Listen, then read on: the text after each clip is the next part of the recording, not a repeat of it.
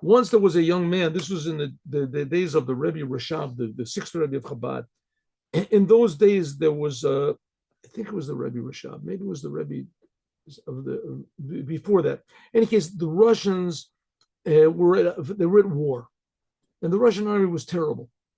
They almost always lost, and there was tremendous losses. But the advantage in Russia was they had a lot of people, so they used them what they call cannon fodder, just food for the cannons.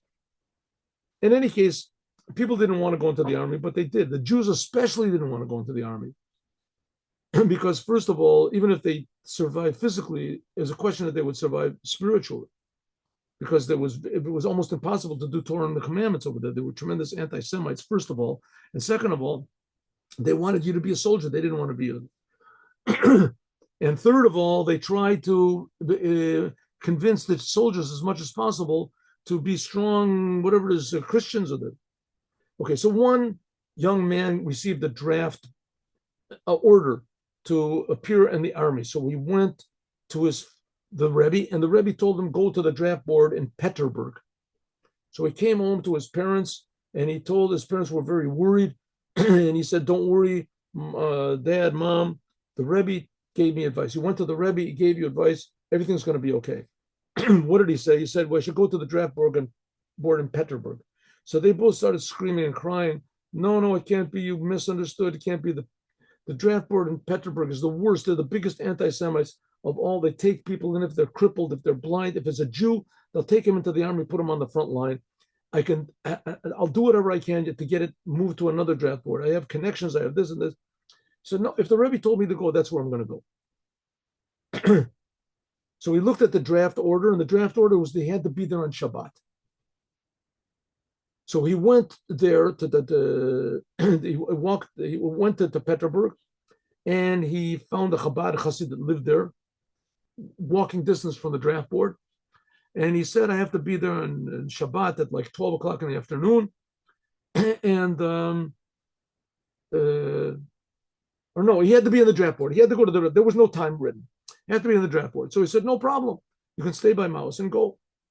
So his plan was, as he was this young man, he went to this Chabad Chassid's house.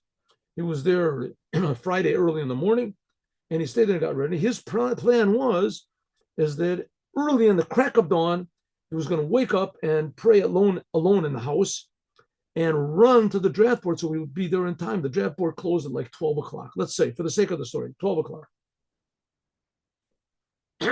So he wakes up early in the morning on Shabbat. Shabbat nighttime is very nice. He prays and everything. In the daytime, he prays early in the morning, and his host wakes up and says, what are you doing? He says, I'm praying because I have to make it to the draft board. I want to get there before it closes. So listen, don't be foolish. Well, come on, you're a Chassid, and a Chassid you have to learn Chassidut first. He said, yeah, but I don't want to miss it. Don't worry. He says, I happen to be that I know a shortcut, and you can make it there. How long do you think it is to get there? An hour? I know a shortcut. We can make it there in 10 minutes, maybe 15 minutes. Take your time, learn Chassidus. So it's okay. So they learn a little Chassidut together, 15 minutes, and then they pray together. I guess they didn't go to the synagogue. Anyway, they pray together, and they finish their prayers. He says, okay, now you got to have something to eat. So you have something to eat. You got to make a l'chaim. So they make a couple of l'chaim. You have to sing some songs. All of a sudden he says, hey, it's 20 minutes to 12. He says, well, yeah, I guess we sort of got carried away over here. Okay, but don't worry about it. Let's make the blessing and let's go. So they went and they jumped over and they went through backyards and they ran and they made it to the draft board. They got it to the draft board like 3 minutes before it closed. So they went into the draft board and he reports, he says, here I am, Boruch Ivanovich, but it didn't say the name of the person. Boruch Ivanovich. So they say, what? Baruch Ivanovich.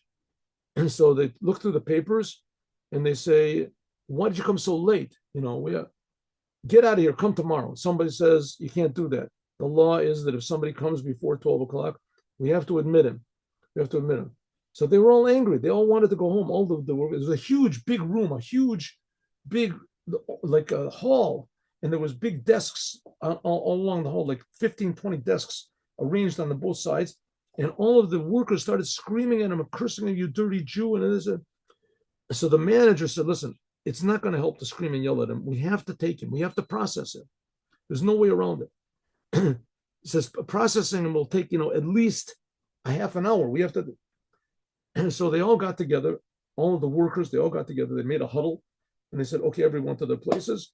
A big guard came and grabbed a hold of this Boruch Ivanovich, and he grabbed a hold of him and he lifted him up, took him to the first. They had they stamped him unfit. They took him to the second one unfit. Although unfit, he was unfit. They went through the whole entire thing, 5 minutes, disqualified, totally disqualified. They took his papers, disqualified, threw him into the street. It was a miracle. It was a miracle. He got out of the draft. Out of the draft, and one miracle. Now he understood why the Rebbe sent him to the draft board in Petrograd, because they were big anti-Semites. They hated the Jews so much, so therefore they got angry at him. They refused to process him, and they processed him in the quickest way possible by disqualifying him. If they would have said good, they would have checked him up, and checked his teeth, and checked this. They just disqualified him. They kicked him out. And so the Rebbe gave the perfect advice. So it comes to show us that sometimes the advice that the Rebbe gives, even though that it seems to be the worst, comes out to be the best. Have a good day with Mashiach now. Thank you very much for coming. Thank you. Thank you so much.